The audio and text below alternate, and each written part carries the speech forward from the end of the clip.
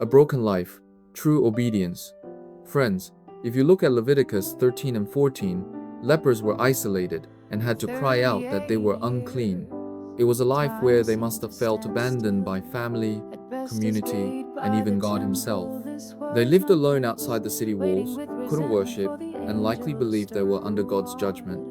But in Luke 17, we find 10 lepers. Surprisingly, one of them was a Samaritan. Jews would never associate with Samaritans. They were Jews who, under the guise of upholding holiness, wouldn't even step on Samaritan soil. They considered Samaritans spiritually unclean, yet leprosy shattered their pride. It was an act they would never have done in normal circumstances. Thanks to leprosy, they realized that Samaritans could also be friends. Who was truly normal? Were the Jews inside the city walls, who considered Samaritans unclean, normal in God's eyes? Or were those outside the walls who realized that they and the Samaritans were not so different and stood together, the normal ones? What was holiness to them? Perhaps to uphold holiness, they wouldn't even step on Samaritan land?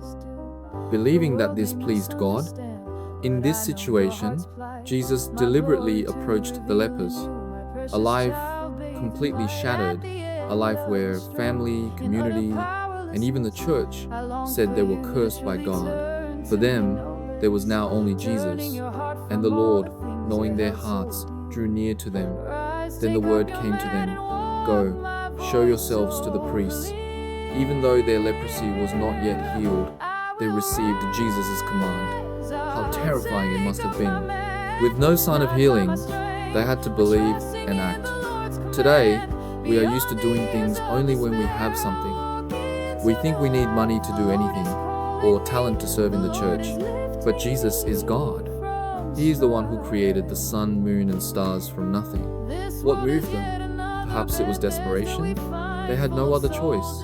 If they didn't obey, they would only be waiting for death.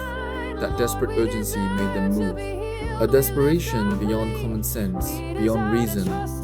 Like a thirsty deer searching for streams, they obeyed Jesus' command as if possessed. What about us today? We pray.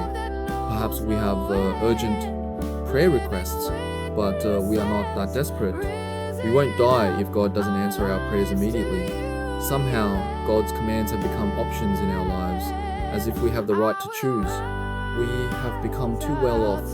Sadly, this story ends with 9 people disappearing and only 1 Samaritan returning. 90% of the people experienced a miracle, met Jesus, received healing, and surely had testimonies.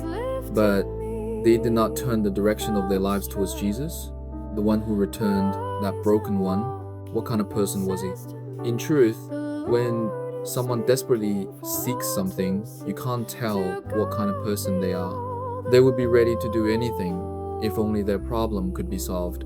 But to see a person's faith, you can best tell by looking at their life after their prayer has been answered.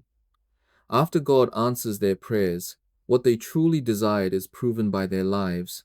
Even without words, do we have these things in our hearts?